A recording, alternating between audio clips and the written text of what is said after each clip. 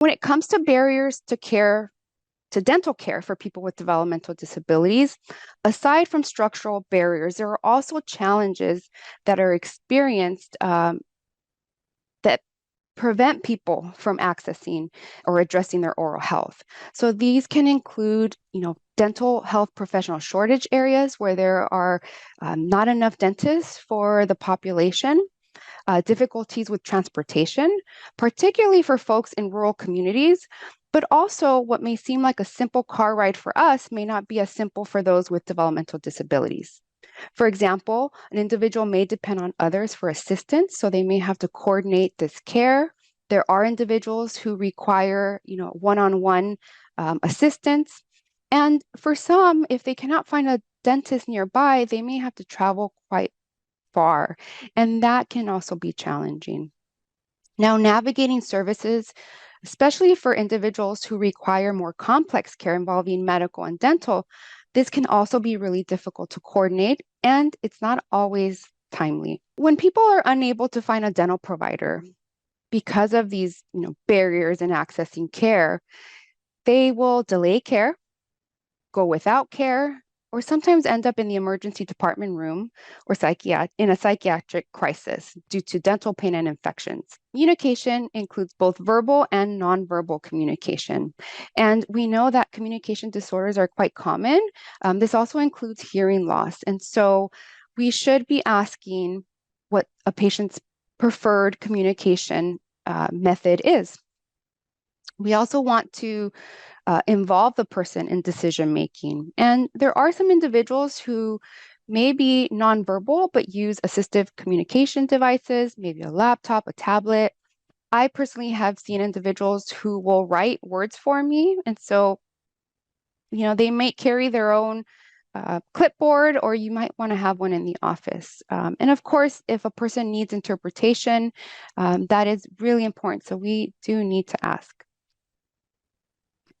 Here are some additional communication tips. Communicate directly with your patient, even if they are not able to verbalize a question that you ask and they're not able to answer you verbally. We still need to communicate at eye level with them. It's important to ask permission, always ensure patient autonomy, and the language that we use should be simple and concise.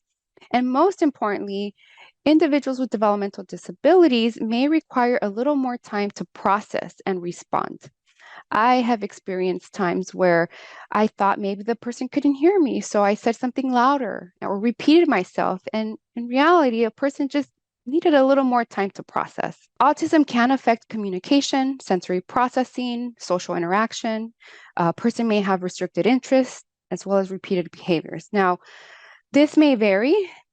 Everyone, if you've met a person with autism, you've met one person. We know that it is a spectrum and everyone's a little bit different.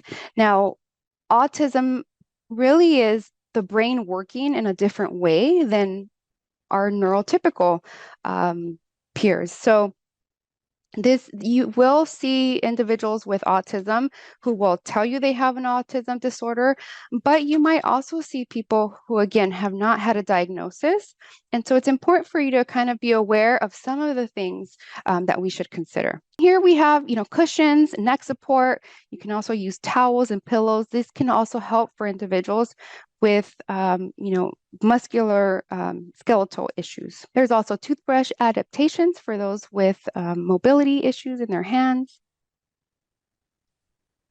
I think most importantly, we need to offer choice to our patients. And, it's not a one size fits all. So, consider offering them, trying new things.